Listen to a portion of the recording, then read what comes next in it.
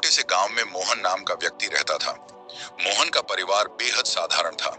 उनका एक छोटा सा घर था और वह दिन रात मेहनत कर अपनी रोजी रोटी कमाता था। हालांकि मोहन साधारण जीवन जीता था, लेकिन उसका दिल बहुत बड़ा था। वह हमेशा दूसरों की मदद के लिए तैयार रहता था। गांव में हर कोई उसकी ईमानदारी और दयालुता की सराहना करता था। मोहन की आदत थी कि वह हर जरूरतमंद की मदद कर। खेत में काम करते समय अगर कोई भूखा कुत्ता आ जाता तो वह बिना सोचे समझे अपने टिफिन से उसे रोटी खिला देता। अगर कोई राहगीर भूखा होता तो उसे भी अपने हिस्से का खाना दे देता। उसकी पत्नी सुनीता उसकी इन आदतों से बहुत परेशान रहती थी। वह अक्सर उससे कहती, तुम्हारी इस दानवरता के चक्कर में हमारा घर खाली होता जा रहा है। खुद के बारे में भी सोच लिया करो। लेकिन मोहन हमेशा मुस्कुराते हुए जवाब देता, सुनीता, भूखा पेट सबसे बड़ा दुश्मन होता है। अगर हम किसी की मदद कर सकते हैं तो क्यों ना करें? ऊपर वाला सब देखता है। एक दिन की बात है, दोपहर का समय था और मोहन घर पर आराम कर रहा था। तभी दरवाजे पर एक बूढ़े साधु बाबा ने आवाज लगाई। उनकी आवाज धीमी थी, मानो बहुत थके और भूखे हों। सुनीता ने उनकी आवाज सुनी और खिड़की से झांक कर देखा। वह बड़बड़ा, अब यह भी आ गए। लगता है फिर से रसोई खाली होने वाली है। लेकिन मोहन ने सुनीता की बात अनसुनी की और दरवाजे की ओर बढ़ गया।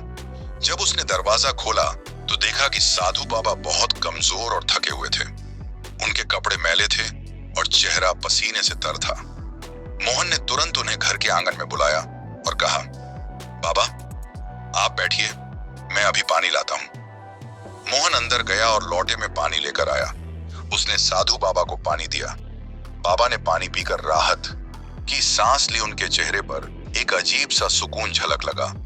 साधु ने मोहन से कहा, बेटा, 2 दिन से भूखा हूं। अगर कुछ खाने को मिल जाए तो बड़ी कृपा होगी। ये सुनकर मोहन तुरंत रसोई की ओर भागा। जब मोहन रसोई में पहुंचा तो उसने देखा कि वहां खाने के लिए कुछ भी नहीं था। केवल 2 रोटियां रखी थी जो मोहन के दोपहर के खाने के लिए थी। मोहन ने बिना कुछ सोचे उन रोटियों को उठाया और साधु बाबा को देने के लिए चल पड़ा। तभी सुनीता ने उसे रोक लिया। उसने गुस्से में कहा, ये क्या कर रहे हो? ये रोटियां तुम्हारे लिए हैं। अगर तुम इन्हें भी दे दोगे तो खुद क्या खाओगे? साधु किसी और के घर से भी खाना मांग सकता है, लेकिन हम कहां मांगने जाएंगे?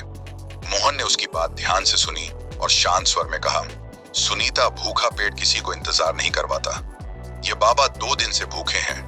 अगर हम इन्हें खाना नहीं देंगे तो उनका क्या होगा? भगवान हमारा इंतजाम खुद करेगा।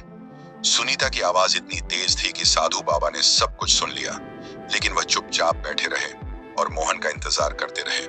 मोहन ने सुनीता की नाराजगी को नजरअंदाज किया और रोटियां लेकर साधु बाबा के पास गया।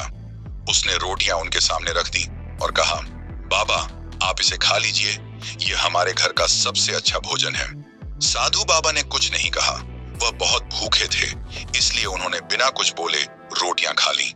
खाने के बाद उन्होंने पानी पिया और सुकून से बैठ गए।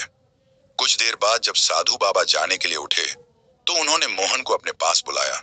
उन्होंने अपने झोले में से एक चमकती हुई सोने की कटोरी निकाली और मोहन को दी। मोहन कटोरी देखकर हैरान रह गया। उसने कहा, बाबा, मैं इसे नहीं ले सकता, ये आपकी है। साधु ने मुस्कुराते हुए कहा, बेटा, इसे रख लो। मैं पिछले हफ्ते एक राजा के पास गया था।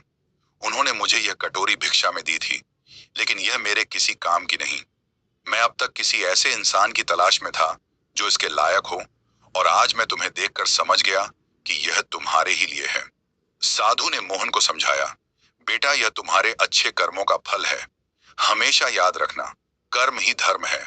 तुमने बिना फल की इच्छा के दूसरों की मदद की। ऐसे ही अपने कर्म करते रहो। भगवान हर किसी को उसके कर्मों का फल जरूर देता है, लेकिन समय आने पर तुम्हारी यह दयालुता और निस्वार्थ भाव से किया गया कार्य न केवल तुम्हें बल्कि तुम्हारे परिवार को भी सुख और संतोष देगा।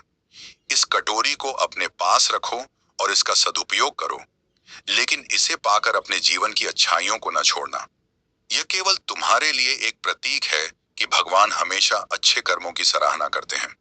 यह कहकर साधु बाबा वहां से चले गए। मोहन कटोरी को हाथ में लिए उन्हें जाते हुए देखता रहा। उसकी आंखों में खुशी के आंसू थे। उसने मन ही मन ठान लिया कि वह हमेशा दूसरों की मदद करेगा, चाहे हालात जैसे भी हो। दोस्तों, कर्म ही सच्चा धर्म है। बिना फल की इच्छा के अच्छे कर्म करने वाले व्यक्ति को भगवान किसी ना किसी रूप में उसका फल जरूर देते हैं। हमें अपने कर्मों से कभी पीछे नहीं हटना चाहिए। अच्छे कर्म करने वालों के साथ भगवान हमेशा साथ देता है। किसी भी मोड़ पर कहीं भी उसे भगवान सहारा दे ही देते। उसकी नया बीच मझधार में कभी नहीं छोड़ते। जय श्री कृष्ण।